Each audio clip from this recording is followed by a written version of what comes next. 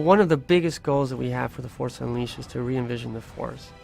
To really grab the concept of the Force like you saw in the movies and take it so amped up and out of control that it works really well in a video game, making you feel like the most badass Jedi in the universe.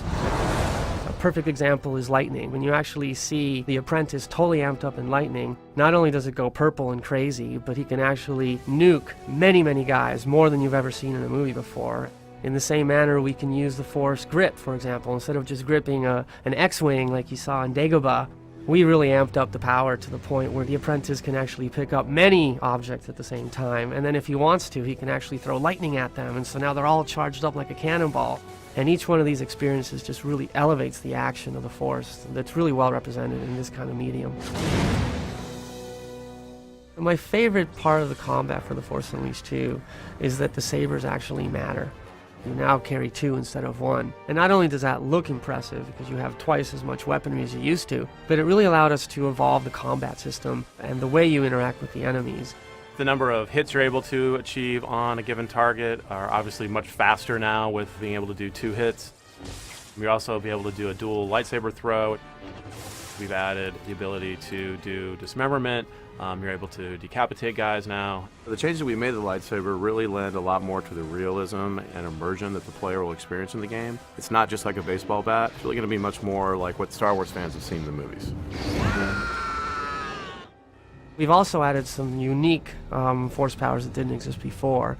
We have a brand new Force power in the game, which is sort of an unleashed version of Jedi Mind Trick. We've sort of reimagined it for the Unleashed franchise. These aren't the droids you're looking for. These aren't the droids we're looking for. We took it to the next level. You basically get a trooper and you turn him into your ally, and what he'll do is he'll turn around to attack other troopers. They actually might get so confused that they'll try to commit suicide. I can't do this anymore! They go so crazy, you can actually have them go into a bunch of other troopers and explode, and they all just fly into the air because it's basically a bomb. So another way that we really expose the amped up, out of control Force powers, the re-envisioning the Force, is with Force Fury. All of your powers go, if they were 10, now they're 100. For example, you can actually grab AT-STs and crush them into a ball and then use lightning against them and turn that into a cannonball that you can throw against other enemies. Or you can use another power we call Force Repulse. When you let it go, it literally disintegrates all the guys and turns them into vapor. With this Force Fury mode, they really give this new definition to what it feels to be unleashed in the game. Another feature that we really worked on to improve the interaction with the world is the combat system from a perspective of targeting. Our targeting system has been cleaned up so that as you play through it, the choices that you have to grip things or to target things or to throw things is much more accurate than it used to be. That, tied with a much more improved camera, really allows you to interact with the environments and with the enemy setups.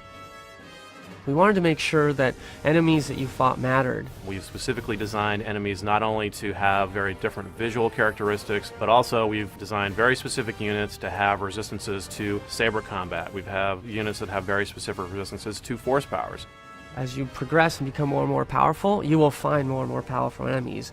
For example, the Gorog, this big ape monster type creature that you have to use very specific Force powers in order to defeat. Another one to note is this big Titan spider, 4-legged creature that very much attacks you in ways that are very different than the Gorog, so you have to use different Force powers to defeat him. It's amazingly fun to actually grab the Force and play with it like it's never been done before.